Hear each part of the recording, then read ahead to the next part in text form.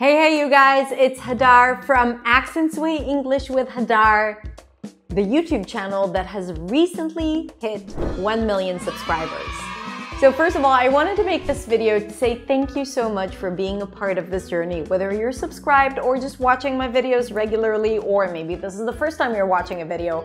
I just want to say thank you. I'm honored and I'm humbled that you choose to spend your time watching my content and hearing what I have to say. So I really want to start by thanking you and saying that this has been quite an achievement for me personally and for us in the company, but it could not have been possible without you guys. So this is for you.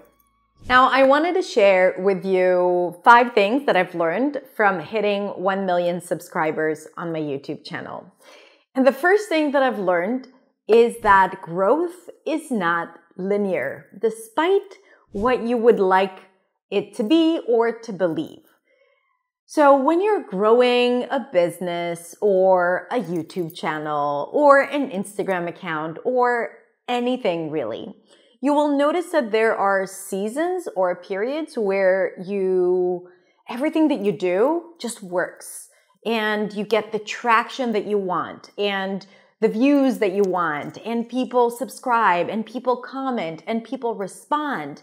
So you feel like that there is this growth, and you believe that this growth is going to continue in the same way until you hit your goals. So for me, at first it was 10,000 subscribers, then it was 50,000 subscribers, then 100,000 subscribers. And then, of course, as I was growing my channel, it was hard for me to imagine having 1 million subscribers, but I definitely had that on my big goal list. From years ago, I remember that my team and I were talking and we talked about the fact that one day we would hit 1 million subscribers, and that felt so far away.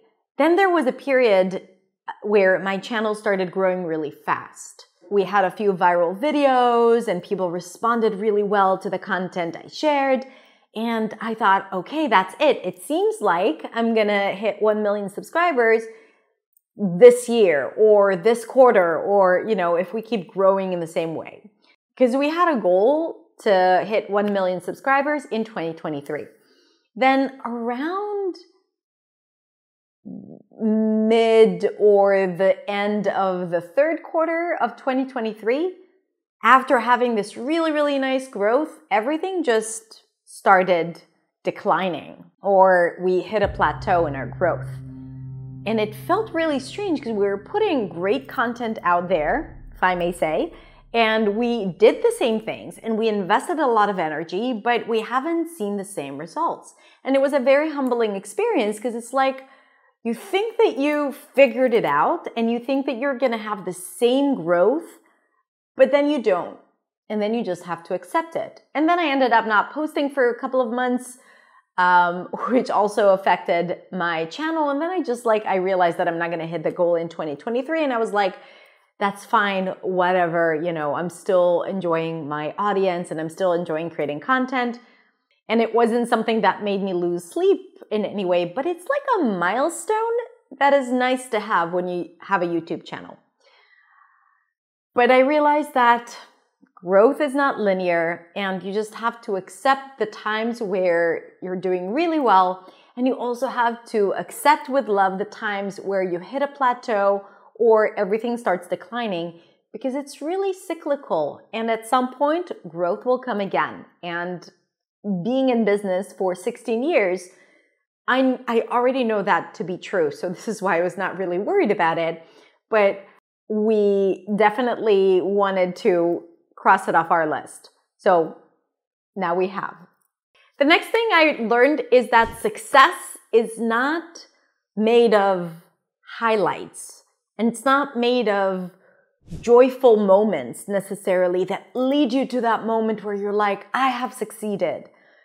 Success is based on tedious, boring, mundane, daily tasks that tend to be repetitive. Filming another video, editing it, viewing it, reviewing it, comments, feedback, titles, reviewing it again, thumbnails, doing that over and over and over and over and over and over and over again, right? Those small moments, like those hours that you spend on doing those things, not wanting to review another video, not wanting to fix titles, not wanting to sit down and shoot videos, but you do it anyway, because that is the essence of success. And success feels like something glorious and wonderful, but no, it's really a collection of a lot of moments that are considered hard / boring / tedious work. And, you know, like when I think about all the videos that I have on my channel and all the beautiful, lovely, wonderful, smart, wise subscribers that I have, all of that is really founded on thousands of hours of hard work. And I'm saying that because if you are working towards something, whether it's a YouTube channel or a business or you're something at work, and you are frustrated with the tedious, boring work, remember that that is the currency of success. That is the compound effect. You keep doing it again and again and again and again, and then you will be rewarded for that, right? Like you will be able to reap the fruit of your hard labor. And that's definitely the case when it comes to English as well. Like the hard practice, another word, and another sound, and another grammar structure. And then you try it again, and you try it again, and it feels like it's endless and boring and tedious. But at the end of the day, you walk into a restaurant and you start speaking to the person there with that language that you learn, or you make friends, or you get a job, and that's the reward. So the thing that we hope for ourselves, or the thing that we consider as success, is really based on those small, tedious moments of what we perceive as hard work, which makes all the hard work always be so worth it. Another thing is that if you have a vision for yourself, and you can see it and you can visualize, then nothing is going to stop you from getting it. Okay? And this is really important. I recently talked about it when I talked about my relocation experience and how I tried to get a visa to come live here in Barcelona. And one of the things that kept me going was the vision that I had for myself, for, you know, me living here and everything working out for me. And that's the same with my YouTube channel. I remember years ago when my channel was still at like, I think 300,000 subscribers, I took a screenshot of my YouTube channel and I changed the number to 1 million and I put it as a screensaver. And I always looked at it like I would open my computer and see 1 million subscribers. That was years ago. So it took a long time for me to get there. However, I knew that that was something that I needed. Now, it's not the number. It's not like 900,000 is not important, but 1 million is. It really isn't. But obviously, it's a milestone that I wanted to acknowledge, because knowing that I have 1 million subscribers once upon a time seemed so far-fetched, so impossible, like a pipe dream for me.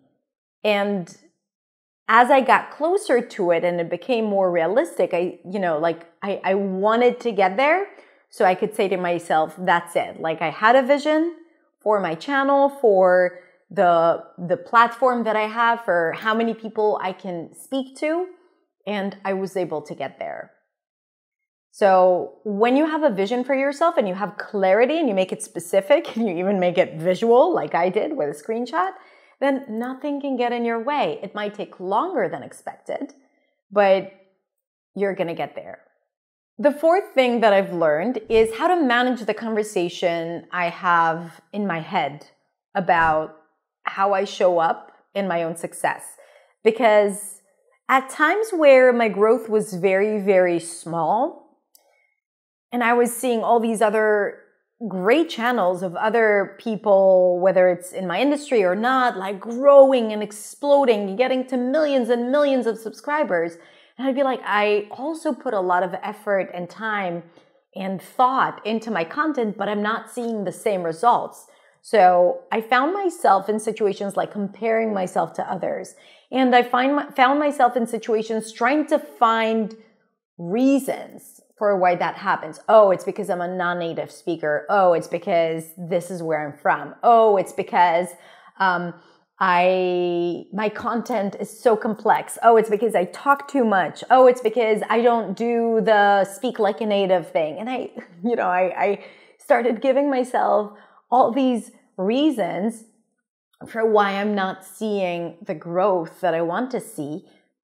But I think that I was really good at catching it when those thoughts came up from like insecurities, because insecurities will always be there.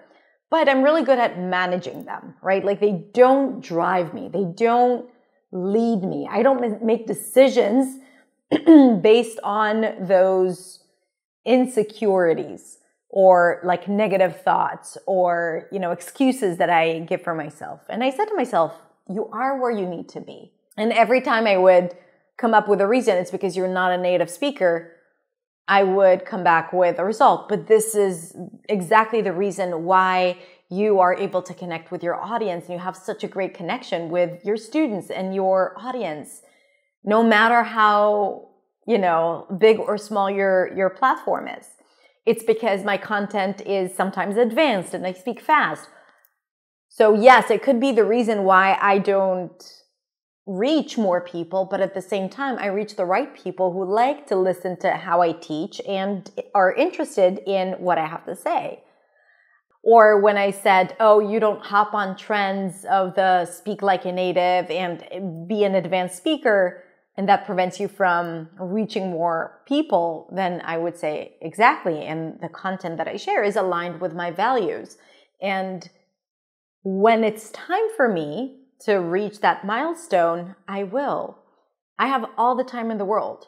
I have incredible students. I'm so grateful for the platform I have beyond YouTube. I have an incredible community, free community on Facebook. If you're not there, join the Influency community. I have an incredible membership, ongoing membership with the most beautiful community of students called Beyond. I have an incredible program that usually attracts the best people in the world called New Sound. I am so blessed when it comes to finding the right people. And I think that a part of that is that I have my own pace and rhythm. And maybe it's different than how I had wished it for it to be. It's still freaking amazing. And I'm so grateful. And I'm dead honest saying that. It was never something that made me feel really bad. But still, like I recognized those patterns and I was able to manage them. And I think that it's important to do that because when you recognize the patterns, then you recognize it in other areas as well in your life and in my case, in my business. And the last thing that I realized that is kind of going to contradict everything that I said up until now is that it's easy to get distracted by vanity metrics. 1 million subscribers, 100,000, 10 million, gold button, blue button, red button. It's really easy to get distracted by it. And there's like this sense of competition, internal competition that you have with yourself when you are a content creator. However, it really does not matter. The moment the 1 millionth person subscribed to my channel did not make that person more worthy than the first one who subscribed to my channel. So you see the number of views, you see the number of subscribers, but it's nothing like the true connection that I have with someone who's commenting something vulnerable and open or just showing gratitude. Looking at a big number or a round number is never going to feel as exciting as when I look at a comment that says, Hadar, you have really made a difference in my life. When I see a DM on Instagram of someone saying that because of me, they've started teaching English, or I've made their lives easier, or when someone in my program tells me that they got an English-speaking job and that has been their dream for years. Like that would never hold the same importance and space, so that even though we tend to follow vanity metrics and be kind of like, oh, she has so many followers, or he has so many followers, or 1 million subscribers, and that is amazing, and let's celebrate. All of that is great, and I love it, don't get me wrong, and I have had a goal to reach 1 million subscribers, but it's the true connections that make a daily impact in my life. It's the open channel that I have with my students that keeps me motivated and that makes me joyful and happy to do what I do and to wake up in the morning. It's not for the number. And I'm saying that because we can get distracted by it, especially when we're first starting out and we feel, oh, we only have a few hundred followers or subscribers. And what am I doing? It's like, who are those 100 subscribers that you already have? How can you serve them? How can you make connections? How can you get to know them so that you can feel like you've had impact on their lives and that they have impacted you and motivated you to keep going and to keep doing what you're doing? And it doesn't matter if it's 100, 100,000, or 100 million. Okay? So I think that's what really, really matters. Now, of course, having a larger platform means that you can help more people, but it doesn't make your work less important when you have less people. That's what I'm trying to say. And with that, again, thank you to all of you who commented and shared and liked and thought about the things that I had to share. And you opened yourself up for changing something in how you think, in how you practice, in how you use English, because that is the biggest gift that you could have given to me. And I'm grateful for this platform, grateful for YouTube, and so happy we're here. So what is my next goal? I don't know. It's probably not going to be 2 million, even though it's going to be really nice, but that's not my next goal. My next goal is to really create the best platform for you guys to reach limitless fluency. And I'm constantly working on that. So that's it. Thank you so much for watching. I hope this was somewhat interesting. And like I said, thank you for being a part of my journey. Have a beautiful, beautiful rest of the day, and I will see you in the next video. Bye.